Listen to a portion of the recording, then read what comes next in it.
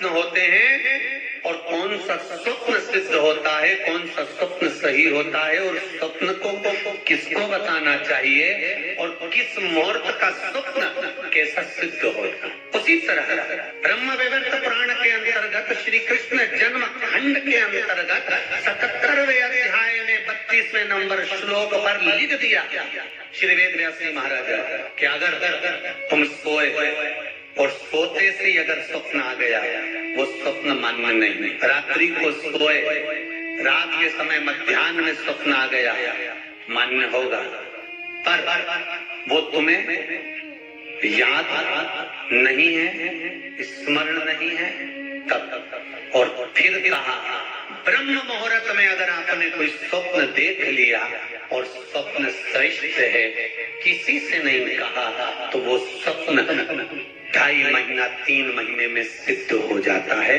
सम्मुख में प्रकट हो जाता है। तो स्वप्न की हाँ, स्वप्न में अगर सांप दिख रहा है, स्वप्न में सर्प नजर आ रहा है, पान का पत्ता, तांबुल पान का पत्ता, उस पान के पत्ते पर एक लाल चंदन से सर्प बना और सर्प बनाकर उसका शिव मंदिर में स्पर्श कराकर बहते पानी में छोड़कर आ जाइए, सर्प दिखना बंद। स्वप्न में कभी नहीं दिख सकता सर्प का।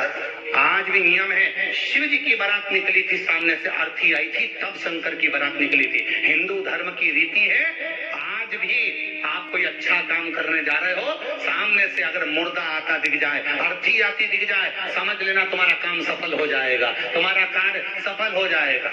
समझ लेना, आज भी नियम है, सामने से मुर्दा आते दिख जाए तो कार्य सफल है। दिन में देखा हुआ स्वप्न कभी सिद्ध नहीं होता। स्वप्न में किसी मरे हुए व्यक्ति को देख लो, समझ लो कि आज कोई अच्छा काम होने वाला है। किसी अपने व्यक्ति को मरा हुआ देख लिया, समझ लेना उम्र बढ़ गई। तो इसका मतलब ये नहीं है कि तुम शमशान के पास घर बना लो। हाँ, तुम्हारा क्या भरोसा, फिर तुम सोचो सीवर वाला महाराज बोला है कि मुर्दे को देखो तो काम सफल होता है। तुमने कहा अपन मकान ही शमशान के पास बनाएंगे, अपन तो प्लाट ही नहीं कर देंगे, तो वहां से रोज आता जाता मुर्दा दिखेगा। इनका क्या भरोसा। किसी एक भक्त ने एक प्रश्न लिखकर भेजा था कि हमारे स्वप्न में शंकर जी का शिवलिंग दिखता है तो कैसा होता। हमने कहा इतनी सी बात के लिए तो आपको प्रश्न करने की जरूरत नहीं, पुराण को देख लीजिए, ब्रह्मवेद का पुराण उठाइए और उसका श्री कृष्ण जन्म खंड निकाल लीजिए, उसका 77वां अध्याय निकाल लीजिए, 77वें अध्याय का 32वां श्लोक निकाल लीजिए।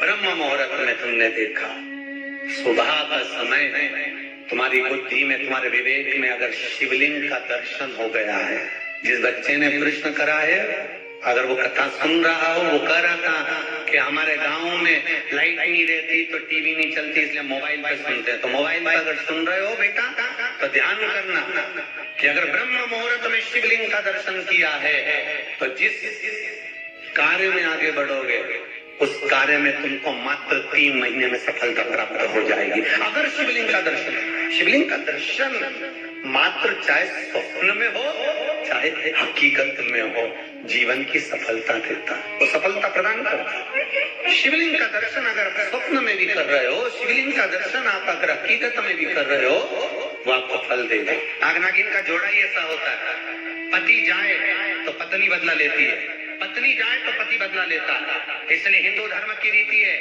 गाड़ी के नीचे हाथ में किसी भी रूप में अगर आपसे सर्प मरा है, सर्प की हत्या हुई है, या आपने किसी के द्वारा सर्प पकड़ा कर छुड़वा भी दिया है, तो निवेदन रहता है चांदी का एक नाग नागिन छोटा सा बनाकर, छोटा सा उसको शक्कर के कलश में रखकर बांध कर शिव मंदिर में रखकर आ जाइए, उसको दे दो शिव बाबा को कि अब हमारी तरफ से हमने हाजिरी लगा दी, हमसे दुख, हमसे गलती हुई, हम क्षमा चाहते हैं। गलती मनुष्य से होती है, मानव से होती है, हो गई गलती। अब आपको साथ याद रखिए, जिनको स्वप्न में सांप दिखते हो, सर्प नजर आते हो, या घर के बाहर या घर के अंदर बार बार सांप आते हो, तो भगवान शंकर की 5 लड़कियों का नाम लेकर पान के पत्ते पर चंदन से 5 सांप बनाकर शंकर भगवान को छुलाकर जिसको स्वप्न दिखते हैं उसके ऊपर से 21 बार उतार कर बहते हुए पानी में डाल दीजिए, स्वप्न में कभी सांप नहीं नजर आएंगे। जिनको रात में नींद नहीं आती हो, टेबलेट खाकर सोना पड़ता हो, रात भर नींद नहीं आ रही हो, कुछ मत करो, सोने के पहले भगवान शंकर की 5 लड़कियों का नाम 11-11 बार ले लो, पलंग पर जैसी पड़ो वैसी 11-11 बार नाम ले लो, आपको टेबलेट खाने की जरूरत नहीं पड़ेगी। ऐसी नींद आएगी कि सुबह 6 बजे भी उठना बड़ी मुश्किल से उठोगे तब उठना पड़ेगा, ऐसी चक्कर नींद आती। घर में सर्प आ रहा है, आस्तिक मुनि का स्मरण करिए। 5 लौंग, एक नाग नागिन का जोड़ा, छोटा सा, किसी भी स्थान पर ईशान कोण के अंतर्गत उसको थोड़ा सा खड्डा खोदकर 5 लौंग के साथ नाग नागिन के जोड़े को दबा दीजिए, मिट्टी में डाल दीजिए। घर में जब नाग नागिन का जोड़ा आप दबाएं तब आस्तिक मुनि का नाम लेकर दबाएं, मां मनसा का नाम लेकर दबाएं, जो नागों की बहन है उस मनसा देवी का स्मरण कर उसको दल।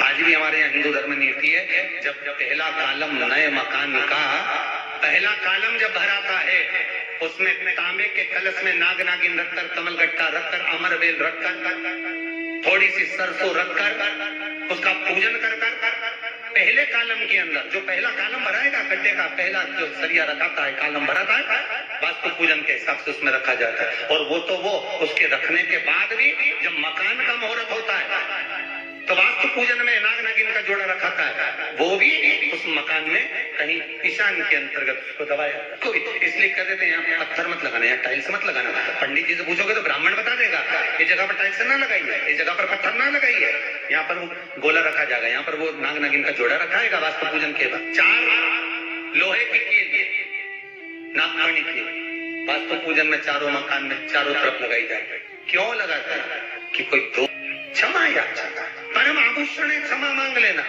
परम आभूषण। गलती करो तो क्षमा मांगने में देरी ना कर, हो गई गलती हो क्षमा मांगो। हे शंकर, हे शंभु, हे त्रिकालदर्शी, हे कैलाशी, हे अविनाशी, क्षमा कर गलती। तेरा ही दिया मैंने खाया पिया है, तेरा शुक्रिया।